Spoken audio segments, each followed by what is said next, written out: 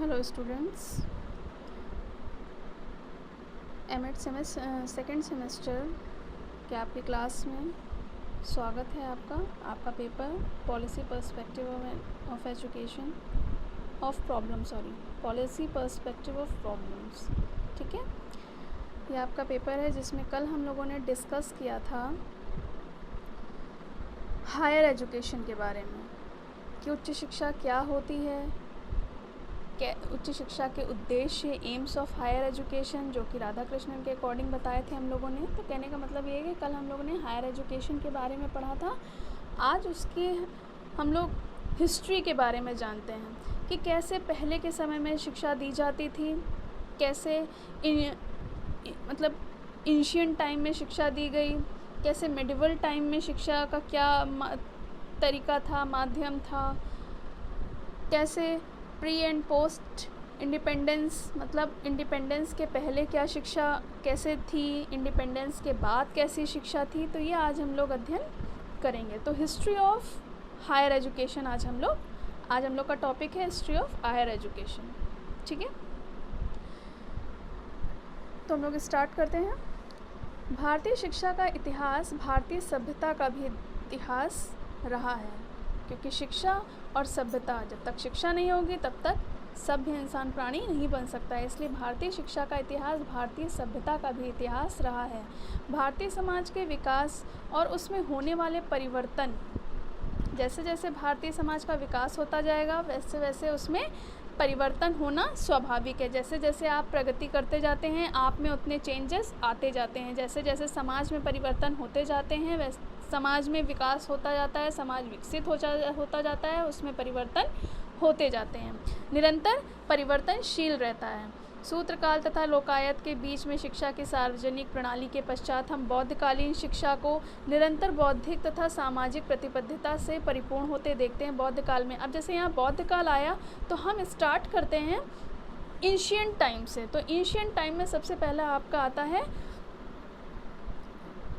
Ancient time में सबसे पहले हमारा आता है वैदिक सभ्यता, वैदिक काल, बौद्ध काल। ठीक है, ये दोनों हमारे आते हैं एंशिएंट टाइम में। तो प्राचीन भारत में जिस शिक्षा व्यवस्था का निर्माण किया गया था वह समकालीन विश्व की शिक्षा व्यवस्था से उत्कृष्ट थी, लेकिन कालांतर में भारतीय शिक्षा व्यवस्था का ह्रास हुआ। मतलब पहले जो शिक्षा व्यवस्था थी वो जो व्यवस्था होनी चाहिए उस हिसाब से ठीक थी, लेकिन वर्तमान समय में भारतीय शिक्षा का जैसी होनी चाहिए उस हिसाब से शिक्षा नहीं हो रही है। मतलब पहले के समय में जैसी शिक्षा थी, ब्रिटिश वगैरह थे, अंग्रेज़ थे, तो उनके अकॉर्डिंग शिक्षा जैसी थी ठीक चल रही थी, लेकिन हमारे अकॉर्डिंग, हमारे भारतीयों के अनुसार जो शिक्षा व्यवस्था जैसी एक होनी चाहिए उसका ह्रास हुआ। तो विदेशियों ने यहाँ की शिक्षा व्यवस्था को उस अनुपात में विकसित नहीं किया। पहले के समय में विदेशी राज करते थे भारत पे, तो वो जैसी व्यवस्था अपनी चाहते थे वैसे वो सभी पर, भारतीयों पर लागू करते थे और उन्होंने शिक्षा व्यवस्था को आगे विकसित नहीं होने दिया जिस तरह से, जिस रेशियो में, जिस अनुपात में होना चाहिए था, जैसी शिक्षा व्यवस्था नागरिकों के लिए होनी चाहिए थी। अपने संक्रमण काल में भारतीय शिक्षा का कोई चुनौतियों व समस्याओं अपने संक्रमण काल में भारतीय शिक्षा को कई चुनौतियों व समस्याओं का सामना करना पड़ा। संक्रमण काल यहाँ पे कोई वायरस से रिलेटेड नहीं है। ठीक है, संक्रमण काल का मतलब है कि विदेशियों का, मतलब स्वतंत्रता से पहले जितनी, आप स्वतंत्रता से पहले कह लीजिए या विदेशी कह लीजिए, विदेशियों का प्रभाव जो था, पूरा जो प्रभुत्व छाया हुआ था, दैट इज़ कॉल्ड संक्रमण काल। विदेशियों, अंग्रेज़ी समय जो था, क्योंकि वो भारत पर पूर्णतः मतलब प्रभाव डाले हुए था, पूरा प्रभुत्व था अंग्रेज़ों का उस समय। ठीक है, तो विदेशियों के प्रभाव के कारण भारतीय कोई भी अपने आप को विकसित नहीं कर पाए, उनको बहुत सारे प्रॉब्लम्स एंड चैलेंजेस का सामना करना पड़ा था। आज भी ये चुनौतियाँ, हमारे कुछ चीज़ें हैं जो आज भी हमारे सामने हैं, बट हम उन चैलेंजेस को एक्सेप्ट करने के लिए रेडी हैं। अब आता है हमारा सबसे पहले प्राचीन काल आता है। मतलब ये थोड़ा सा इंट्रोडक्शन था, लेकिन उसमें अगर हमें इतिहास जानना है तो हमें प्राचीन काल समझना है, मध्यकाल समझना है, और स्वतंत्रता से पहले और स्वतंत्रता के बाद थोड़ा सा हमें पढ़ना है। तो प्राचीन काल में सबसे पहले बात आती है वैदिक काल की। प्राचीन काल में सबसे पहले वैदिक काल आता है। चलिए स्टार्ट करते हैं। भारत की प्राचीन शिक्षा थी, वैदिक शिक्षा थी, वो आध्यात्मिकता पर आधारित थी। सबसे पहले शिक्षा को आध्यात्मिकता पर बल दिया जाता था कि मतलब बच्चा पढ़ लिख कर आध्यात्म की तरफ आकर्षित हो। शिक्षा मुक्ति एवं आत्मबोध के साधन में रूप थी। मतलब शिक्षा मुक्ति बोध, मतलब उसे मुक्ति का बोध होना चाहिए, ज्ञान होना चाहिए, क्योंकि मनुष्य का अंतिम उद्देश्य जो है मोक्ष प्राप्ति माना गया है। और आत्मबोध होना चाहिए, मतलब सेल्फ नॉलेज होनी चाहिए कि इंसान कर्म करता रहे और उससे कुछ न कुछ सीखता रहे, लर्न करता रहे। ये व्यक्ति के लिए नहीं बल्कि धर्म के लिए भी थी। मेन चीज़ धर्म को भी इम्पोर्टेंस दी गई है हमारे वैदिक काल में। भारत की शैक्षिक एवं सांस्कृतिक परंपरा विश्व इतिहास में प्राचीनतम है। भारत की जो शैक्षिक परंपरा है भारत में जो है मतलब एजुकेशन को बहुत इम्पॉर्टेंट माना गया है, हायर एजुकेशन को बहुत इम्पॉर्टेंट माना गया है। इसलिए यहाँ के जो शैक्षिक और सांस्कृतिक परंपरा है, जो कल्चर है हमारा, वो बहुत ही फेमस माना गया है, बहुत इम्पॉर्टेंट माना गया है। जैसे इस कोटेशन से हम लोग समझ सकते हैं, जैसा कि डॉक्टर अल्टेकर ने कहा है कि वैदिक युग से लेकर अब तक, मतलब from ancient time to after independence, ठीक है, पोस्ट इंडिपेंडेंस, वैदिक काल से लेकर अब तक भारतवासियों के लिए शिक्षा का अभिप्राय, एजुकेशन का जो मीनिंग है, एजुकेशन का जो मीनिंग है क्या है कि जो शिक्षा है, जो एजुकेशन है, वो प्रकाश का स्रोत है। जब तक अगर हम एजुकेशन नहीं ग्रहण करेंगे तो ये हमें, अगर हम एजुकेशन नहीं ग्रहण करेंगे तो हमें अंधकार की तरफ ले जाएगा। अगर एजुकेटेड इंसान है तो लाइफ में वो बहुत कुछ कर सकता है, अगर एजुकेटेड नहीं है तो लाइफ में कुछ भी मतलब नहीं कर सकता है। अगर एजुकेटेड है तो कहीं ना कहीं वो नौकरी चाकरी करके वो अपना गुजर बसर कर सकता है। इसीलिए कहा गया है कि शिक्षा जो है प्रकाश का स्रोत है तथा मानव जीवन के विभिन्न कार्यों में ये हमारा मार्ग आलोकित करती है। जीवन के विभिन्न कार्यों में, जैसा कि मैंने बताया कि शिक्षा जो है वो लाइफ के लिए बहुत इम्पॉर्टेंट है। हायर एजुकेशन कह लीजिए, शिक्षा कह लीजिए, हमारी लाइफ के लिए बहुत इम्पॉर्टेंट है, जो कि हमारी लाइफ को जीने के लिए बहुत ही हमारा जो मार्ग है वो प्रशस्त करती है, आलोकित करती है। मतलब हम लोग को जीने की राह दिखाती है। जीवन में सक्सेसफुल पर्सन बनने के लिए अपने आप को स्ट्रॉन्ग बनाती है, ठीक है। इसलिए education is must for everyone. प्राचीन काल में शिक्षा को बहुत ही ज़्यादा महत्व दिया गया है। इसमें जो टीचर्स होते थे, इसमें स्टूडेंट्स जो है टीचर को अपना गुरु मानते थे, अपने पिता के तुल्य मानते थे, बहुत उनकी रिस्पेक्ट करते थे।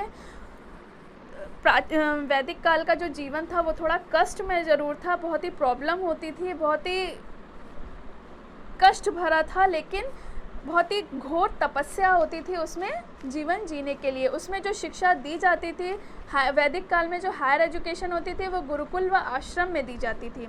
गुरुकुल में जो स्टूडेंट्स होते थे, जो शिष्य होते थे, गुरु और शिष्य कहा जाता था टीचर स्टूडेंट को। जो शिष्य होते थे अपने गुरु को बहुत ही अपना पिता तुल्य मानते थे। उसमें ब्रह्मचर्य, तप और योगा अभ्यास को बहुत ही महत्वपूर्ण माना गया है। इसमें जो गुरु होते थे वो शिष्यों को शिक्षा देते थे। इसमें श्रवण, मनन, निधिध्यासन जो शिक्षण विधि रही है। वेदों का उच्चारण कराया जाता था इसमें शिष्यों को। गुरु के उपदेश पर चलते हुए जो शिष्य होते थे वो वेद ग्रहण करते थे। वेद मंत्र कंठस्थ कराए जाते थे, और उनका कंठस्थ कराए जाते थे और उनका अर्थ का बोध कराया जाता था। इसमें ब्रह्मचर्य पालन को बहुत ही इम्पॉर्टेंट माना गया था। सब ब्रह्मचर्य का पालन जो है सभी के लिए इम्पॉर्टेंट था, स्त्रियों के लिए भी आवश्यक समझा जाता था, ठीक है। आजीवन ब्रह्मचर्य पालन करने वाले विद्यार्थियों को मतलब जो आजीवन ब्रह्मचर्य का पालन करते थे उनको क्या कहते थे? नैष्ठिक ब्रह्मचारी कहते थे, तथा विद्यार्थिनी जो गर्ल होती थी उसको ब्रह्मवादिनी कहा जाता था। ठीक है, तो कहने का मतलब ये है। और यज्ञों का जो अनुष्ठान जो विधि से हो, इसलिए क्या होता था, अध्वर्यु और ब्रह्मा को आवश्यक शिक्षा दी जाती थी। वेद शिक्षा, कल्प, व्याकरण, छंद, ज्योतिष और निरुक्त उनके पाठ्य, ये सब उनके पाठ्य होते थे, ये सब उन्हें पढ़ने होते थे। और इसमें जब एजुकेशन स्टार्ट होती थी ना, तो 5 वर्ष से स्टार्ट होती थी। 5 वर्ष के बालक इसमें प्राथमिक शिक्षा ग्रहण करते थे, और प्राथमिक शिक्षा ग्रहण करने से पहले उसका उपनयन संस्कार होता था। उपनयन संस्कार होता था और उपनयन संस्कार होता था 8 वर्ष में। 8 वर्ष का अगर बालक है तो ब्राह्मण, मतलब जो उपनयन संस्कार होता था वो 8 वर्ष में बालक का होता था। ब्राह्मण अगर बालक है तो उसका उपनयन संस्कार 8 वर्ष में होता था, और जो क्षत्रिय होता था उसका 11 वर्ष में होता था। ठीक है, और जो वैश्य होते थे उनका 12 वर्ष में उपनयन संस्कार फिनिश होता था। ब्रह्मचर्य का पालन करते हुए विद्यार्थी जो होते थे, शिष्य होते थे, वो गुरुग्रह में 12 वर्ष का वेदों का अध्ययन करते थे। जो भी शिष्य होते थे वो 12 वर्ष तक गुरुग्रह में वेद का अध्ययन करते थे। तब जाकर वो, जब तक 12 वर्ष तक वेद का अध्ययन करने के बाद वो स्नातक कहलाते थे। समावर्तन के अवसर पर, समावर्तन का मतलब होता है जैसे हम लोग की फेयरवेल होती है, वैसे ही उसको इसमें वैदिक काल में समावर्तन कहा जाता था। इसमें क्या होता था, इस समावर्तन के अवसर पर गुरु दक्षिणा देने की प्रथा थी। शिष्य जो है कुछ गुरु को कुछ न कुछ गुरु दक्षिणा देते थे। समावर्तन के बाद भी स्नातक स्वाध्याय करते रहते थे, अपना सेल्फ स्टडी करते रहते थे। ब्रह्मचर्य व्रत में जिन जिन वस्तुओं का निषेध था, अब से उनका उपयोग हो सकता था, मतलब ब्रह्मचर्य का पालन करना होता था। उसमें जो है बहुत सारी ऐसी चीज़ें थीं जो जिनका निषेध था, जैसे मांस, मदिरा, इस टाइप की जो चीज़ें थीं उनका पूर्णतः निषेध था। आप गुरुकुल में रहकर इन सब चीज़ों का उपयोग नहीं कर सकते थे। लेकिन इसके बाद जब आपकी गुरुकुल की शिक्षा, आपका समावर्तन संस्कार होने के बाद जब आपका ये सब फिनिश हो जाता था, तब आप इन सब चीज़ों का उपयोग कर सकते थे। प्राचीन भारत में किसी प्रकार की परीक्षा नहीं होती थी और ना ही कोई उपाधि दी जाती थी। वैदिक काल में जो गुरुकुल में शिक्षा दी जाती थी उसमें कोई परीक्षा नहीं होती थी और ना ही कोई उपाधि दी जाती थी। क्या होता था, जो आपको पढ़ाया गया है लेसन, वो जब नेक्स्ट क्लास में आप आओगे तो गुरु आपसे उसी पिछले पाठ का रिवीजन करवाएगा, पिछले पाठ का रिवीजन करवाएगा, सब पूछेगा। इसी से उसको पता चल जाएगा कि आपको कितना समझ में आया है, आपको कितना एक्चुअली में नॉलेज हुई है। उसके बाद वाद विवाद तथा शास्त्रार्थ में सम्मिलित होकर अपनी योग्यता का प्रमाण देते थे।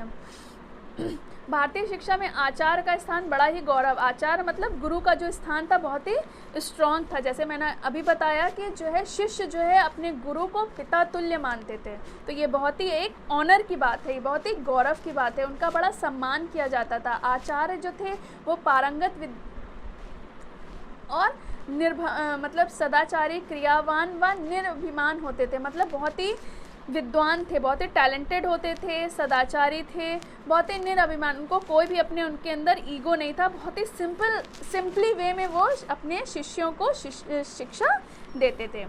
अब देखिए कहाँ पर हमारा जो है मतलब शिक्षा के कौन कौन से वैदिक काल में प्राचीन समय में कौन कौन से केंद्र थे शिक्षा के। काशी तक्षशिला विश्वविद्यालय, नालंदा विश्वविद्यालय, विक्रमशिला है, वल्लभी है, ओदनपुरी है, जगदल है ना, नदिया, मिथिला, प्रयाग, अयोध्या आदि, ये सब उस समय में शिक्षा के केंद्र हुआ करते थे।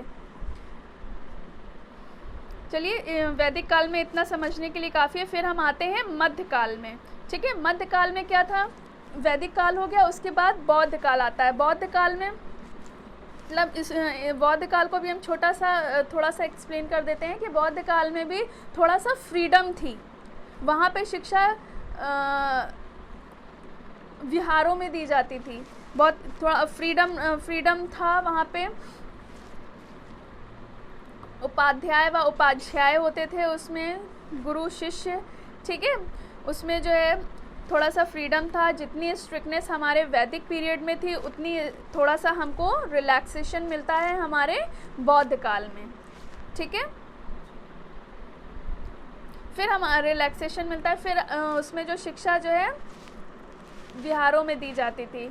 स्त्रियों को पढ़ने का अधिकार दिया जाता था। स्त्रियों को भी, जैसे वैदिक काल में हमारा थोड़ा स्ट्रिक्टनेस होने की वजह से स्त्रियां भी कर सकती थी, बट उतना ज़्यादा नहीं। लेकिन बौद्ध काल में बॉयज़ और गर्ल्स दोनों को फ्रीडम थी। वो दोनों जो है एक साथ बैठ के स्टडी करते थे, एक साथ उनके हॉस्टल भी वगैरह भी होते थे, ठीक है। बट आफ्टर दैट जब हम मेडिवल पीरियड में आते हैं, मेडिवल मतलब जब हम मध्य काल में आते हैं, जब हमारा मुस्लिम पीरियड आता है, मुस्लिम काल, मध्य काल में हमारा मुस्लिम काल आ जाता है। प्राचीन काल में वैदिक काल और बौद्ध काल आता है और मध्य काल में हमारा मुस्लिम पीरियड आ जाता है। तो मुस्लिम पीरियड भी थोड़ा स्ट्रिक्टनेस थी। भारत में मुस्लिम राज्य की स्थापना होते ही इस्लामी शिक्षा का प्रसार होने लग गया, ठीक है। मुसलमानों ने जो है इस्लामी शिक्षा का प्रचार व प्रसार शुरू कर दिया था। फ़ारसी जानने वाले ही सरकारी कार्य योग्य समझे जाते थे। मतलब जो अगर फ़ारसी लैंग्वेज अपनी समझता है, फ़ारसी जानने वाला ही इसको सरकारी नौकरी दी जाती थी, उसी को उसके योग्य भी समझा जाता था। हिंदू, अरबी और फ़ारसी, जब ऐसा हुआ कि फ़ारसी पढ़ने वाले को ही सरकारी नौकरी दी जा रही है, तो हिंदू भी अरबी और फ़ारसी को पढ़ने लगे ताकि उनको भी सरकारी नौकरी में जगह मिल सके। बादशाहों और अन्य शासकों की व्यक्तिगत रुचि के न इस्लामी आधार पर शिक्षा दी जाने लगी। इस्लाम के संरक्षण और प्रचार के लिए मस्जिदें बनती थीं, साथ ही मकतब, मदरसों, पुस्तकालयों की स्थापना होने लगी। इस्लाम में मध्यकाल में, मुस्लिम पीरियड में जो शिक्षा दी जाती थी वो मकतब और मदरसों में दी जाती थी, ठीक है। वैदिक काल में किस में दी जाती थी? गुरुकुल आश्रम में दी जाती थी। बौद्ध काल में किस में दी जाती थी? विहारों में दी जाती थी। और जो मध्य काल में था, मुस्लिम काल में था, वहाँ शिक्षा किस में दी जाती थी? मकतब और मदरसों में दी जाती थी। मकतब में जो शिक्षा दी जाती थी वो प्राइमरी एजुकेशन दी जाती थी, और जो मदरसों में शिक्षा दी जाती थी वो हायर एजुकेशन, उसमें उच्च शिक्षा दी जाती थी। जैसे इसमें लिखा हुआ है कि मकतब मदरसे प्रारंभिक शिक्षा के होते थे और मदरसे उच्च शिक्षा के। मकतबों की जो शिक्षा होती थी वो धार्मिक होती थी। मकतब में जो शिक्षा दी जाती थी, प्राइमरी एजुकेशन दी जाती थी, वो धार्मिक होती थी। और विद्यार्थी कुरान के कुछ अंशों को कंठस्थ करते थे। मतलब उसमें जो धार्मिक शिक्षा, धर्म था, मुस्लिम था, तो उनके धर्म से रिलेटेड जो बुक थी, कुरान थी, तो उसमें जो अंश थे, जैसे हम लोग वेदों को कंठस्थ करते हैं वैदिक काल में हिंदू, ठीक है, वैसे ही मुस्लिम काल में वो लोग कुरान के कुछ अंशों को कंठस्थ करते थे। वे पढ़ना लिखना, अर्जीन फीसी और चित्रपाठी भी सीखते थे। इसमें हिंदू बालक भी पढ़ते थे।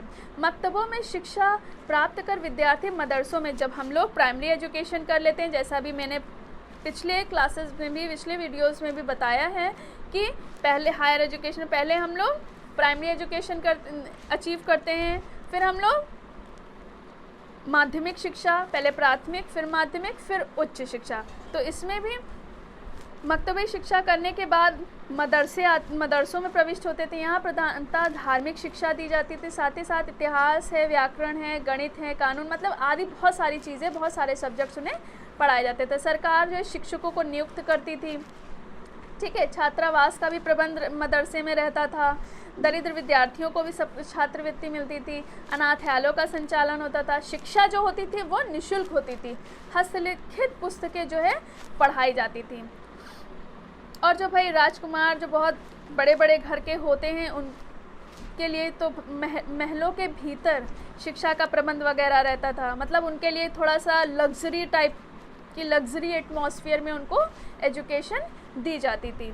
लग्जरी फॉर्म में एजुकेट उनको किया जाता था। कंठस्थ मतलब जो भी चीज़ें उनको पढ़ाई जाती थी वो भी कंठस्थ कराई जाती थी। प्रश्नोत्तर विधि का प्रयोग किया जाता था, व्याख्या विधि का प्रयोग किया जाता था, ठीक है। उदाहरण देकर भी उनको पाठ पढ़ाए जाते थे। उसमें कोई परीक्षा नहीं थी। अध्ययन अध्यापन में प्राप्त अवसरों में शिक्षक जो है छात्रों को योग्यता व विद्यता के विषय में तथ्य प्राप्त करते थे। कहने का मतलब ये है कि जो टीचिंग लर्निंग प्रोसेस होती है, अगर हम आपको पढ़ा रहे हैं तो पढ़ाते वक्त बीच बीच में अगर मुझे टाइम मिलता है, मुझे लगता है कि हाँ मुझे अब क्वेश्चन बीच से पूछना चाहिए, पुटअप करना चाहिए, तो हम आपसे क्वेश्चन पुटअप कर सकते हैं। तो वैसे ही टीचिंग लर्निंग प्रोसेस में बीच बीच में अगर टीचर को लगता है कि हाँ वो क्वेश्चन कर सकता है, ये सही समय है बच्चों से क्वेश्चन पूछने का, तो वो क्वेश्चन पूछ लेते थे। और उनको पता चल जाता था कि हाँ अभी मैंने जो जितना पढ़ाया है, अगर बच्चे उसका रिप्लाई करते थे तो उसी से पता चल जाता था कि बच्चों को समझ में आ रहा है। जीविकोपार्जन के लिए भी शिक्षा दी जाती थी। मुस्लिम शासकों के संरक्षण के अभाव में भी संस्कृत काव्य, नाटक, दर्शन ग्रंथों की रचना, उनका पठन पाठन बराबर होता रहता था। अब हम लोग आते हैं मतलब स्वतंत्रता से पहले जो शिक्षा दी जाती थी। स्वतंत्रता से पहले क्या इतिहास था? स्वतंत्रता से पहले हायर एजुकेशन का, शिक्षा का क्या इतिहास रहा है वो भी थोड़ा जान लेते हैं स्वतंत्रता से पहले। और अब हम बात करेंगे स्वतंत्रता के बाद की।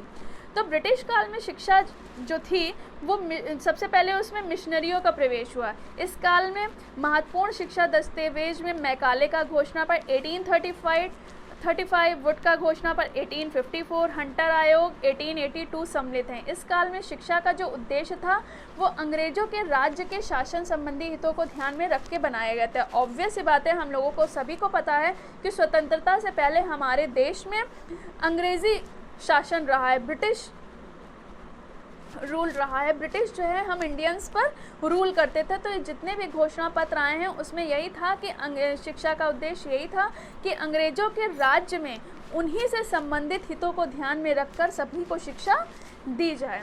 इसके बाद क्या होता है, प्रायः लोग इसे मैकाले की शिक्षा प्रणाली के नाम से भी पुकारते हैं। क्यों? क्योंकि मैकाले जो है, मैकाले ही अंग्रेज़ी शिक्षा को लेकर आए थे। ठीक है। लॉर्ड मैकाले ब्रिटिश पार्लियामेंट के ऊपरी सदन का सदस्य था। 1857 की क्रांति के बाद जब 1860 में भारत के शासन को ईस्ट इंडिया कंपनी से जोड़ दिया गया था। ठीक है। तो यहाँ पे इतना समझने के बाद हम कह सकते हैं कि जो है जो भी मतलब स्वतंत्रता से पहले की शिक्षा थी उसमें मतलब जितने भी घोषणा पत्र हुए, जितने भी पॉलिसीज़ वगैरह आई थी, तो उसमें ये था कि अंग्रेजी शासन जो अंग्रेज हैं वो अपने हितों को ध्यान में रखकर ही सबको शिक्षा दें। लेकिन इससे सबसे ज़्यादा लॉस किसका हो रहा था? इंडियंस का हो रहा था, भारतीयों का हो रहा था, क्योंकि वो अपने अकॉर्डिंग शिक्षा को, एजुकेशन को अचीव नहीं कर पा रहे थे। और जो इंग्लिश थे, जो ब्रिटिशर्स थे, वो ये चाहते थे, जो मिशनरीज़ थे वो ये चाहते थे कि जो है हम अपनी तरह से भारतीयों पर, इंडियंस पर रूल करें और अपने अकॉर्डिंग ही उनको एजुकेट करें। ठीक है। तो जब लॉर्ड मैकाले को ये काम सौंपा गया, मतलब जब उन्होंने जब वो इंग्लिश लेकर आए, इंग्लिश के बारे में कहने लग गए, तो वो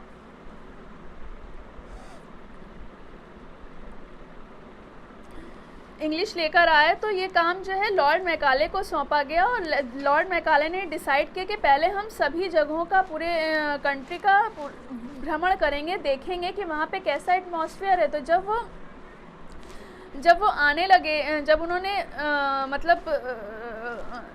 उन्होंने भ्रमण किया, तो वो ये देखने लगे कि यहाँ तो सारे लोग एकजुट होकर सब काम करते हैं, कोई भी किसी में धार्मिक कूटनीति नहीं है, कुछ भी नहीं है, ऐसा सब लोग मिलजुल कर रहते हैं। तो ये ब्रिटिशर्स को ये बात थोड़ी सी बुरी लगी और वो ये चाहते थे कि जो है किसी ना किसी तरह कुछ ना कुछ करके इन लोग की जो यूनिटी है, जो इस समाज में लोग, जो इस कंट्री में लोग ऐसे रहते हैं, सब मिलजुल कर रहते हैं, इन लोगों को आंतरिक रूप से अलग करना बहुत ही मुश्किल है। तो ब्रिटिशर्स के लिए प्रॉब्लम थी। उन्होंने सोचा कि अब इन लोगों को कैसे तोड़ा जाए, क्योंकि वो चाहते थे कि अंग्रेज़ों का ही पूरा वर्चस्व रहे, इससे ही अंग्रेजी शासन मजबूत हो सकता है, तभी हम भारतीयों पर दबदबा अपना बना सकते हैं।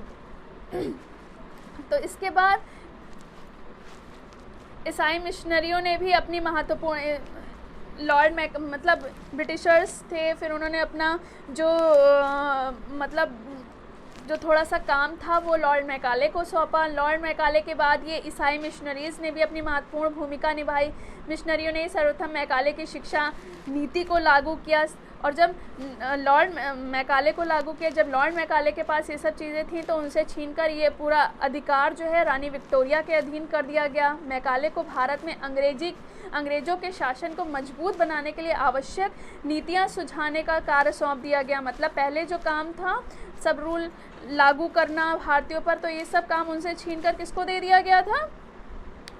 रानी विक्टोरिया को दे दिया गया था, क्वीन विक्टोरिया को दे दिया गया था। फिर लेकिन उसके बाद जो है विक्टोरिया को दूसरा काम देने के बाद लॉर्ड मैकाले को आवश्यक नीतियाँ सुझान, मतलब अंग्रेजी शासन पूरा फुल्ली मतलब स्ट्रॉन्ग करने के लिए उनको आवश्यक नीतियां सुझाने का महत्वपूर्ण कार्य सौंप दिया गया था। उसने सारे देश का भ्रमण किया, जैसे भी अभी मैंने बताया कि उसने जब सारे देश का भ्रमण किया तो उसने ये जाना कि यहाँ पे तो बहुत ज़्यादा यूनिटी है, यहाँ पे कैसे सब लोग मिलजुल कर रहते हैं, चाहे वो किसी भी कास्ट का हो, किसी भी रिलीजन का हो। तब मेघालय को लगा कि जब तक हिंदू मुसलमानों के बीच में वैमनस्यता नहीं होगी, हिंदू मुसलमान भी जो है तब एक थे और अंग्रेजी शासन के विरुद्ध थे, तब मेघालय को लगा कि हिंदू मुसलमानों के बीच में जब तक वैमनस्यता नहीं होगी, आपस में एक दूसरे के अगेंस्ट नहीं होंगे, तब तक वर्ण व्यवस्था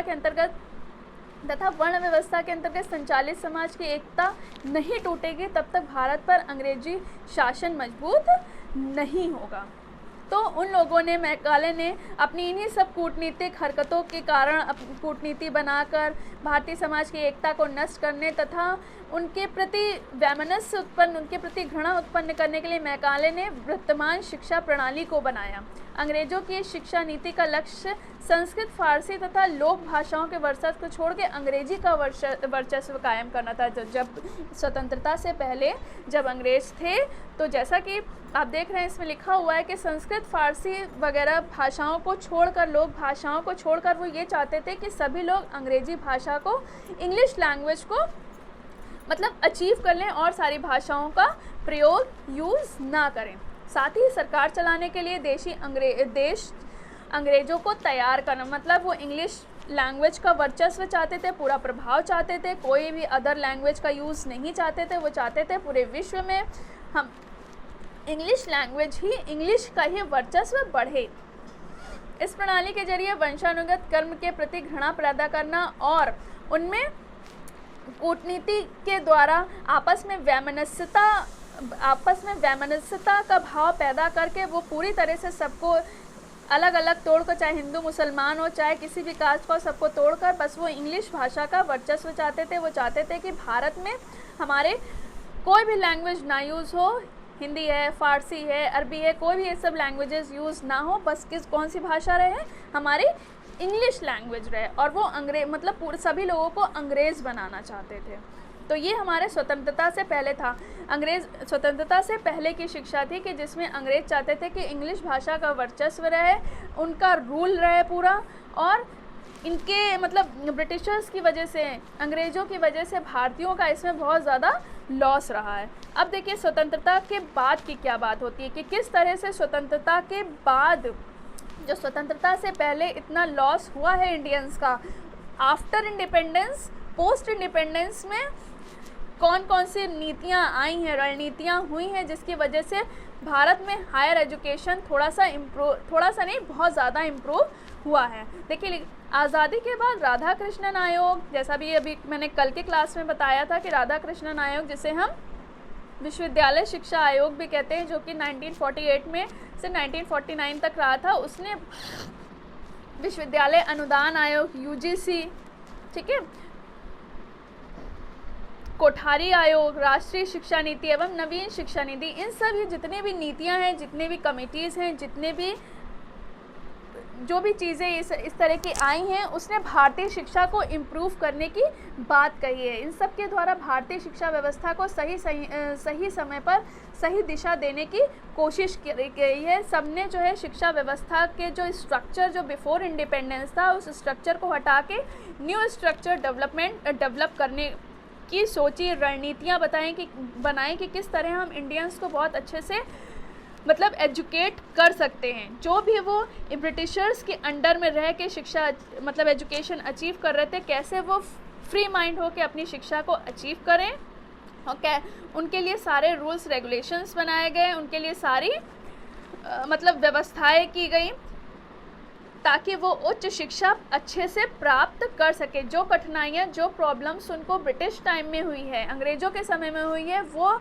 हम आफ्टर इंडिपेंडेंस नहीं होने दी गई हैं। भारतीय विश्वविद्यालय आयोग मतलब विश्वविद्यालयों में सुधार के लिए भारतीय विश्वविद्यालय आयोग की नियुक्ति की गई। आयोग की सिफारिशों की तत्परता के साथ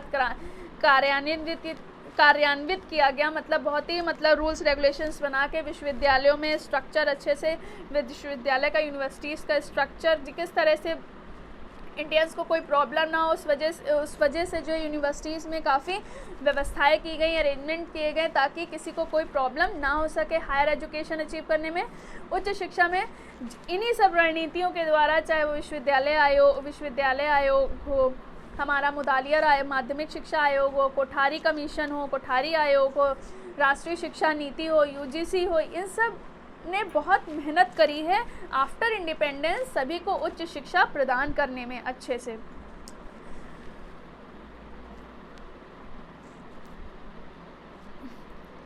लास्ट में 1952-53 में माध्यमिक शिक्षा आयोग ने माध्यमिक शिक्षा की उन्नति के लिए भी सुझाव दिए। माध्यमिक शिक्षा के पुनर्गठन से भी शिक्षा में पर्याप्त सफलता प्राप्त हुई है। तो स्टूडेंट्स, हम लोगों को जो हिस्ट्री थी वो एंशिएंट टाइम में, मतलब हिस्ट्री ऑफ हायर एजुकेशन आज हम लोगों ने पढ़ा।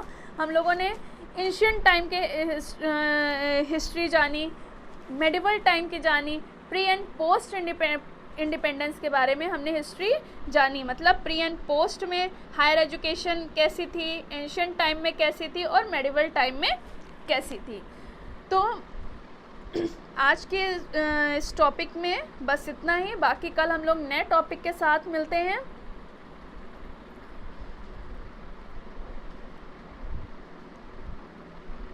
तो आज आप लोग इसको पढ़िएगा, समझिएगा। कल हम लोग फिर से नए टॉपिक के साथ अगले वीडियो में मिलेंगे। Okay students, thank you.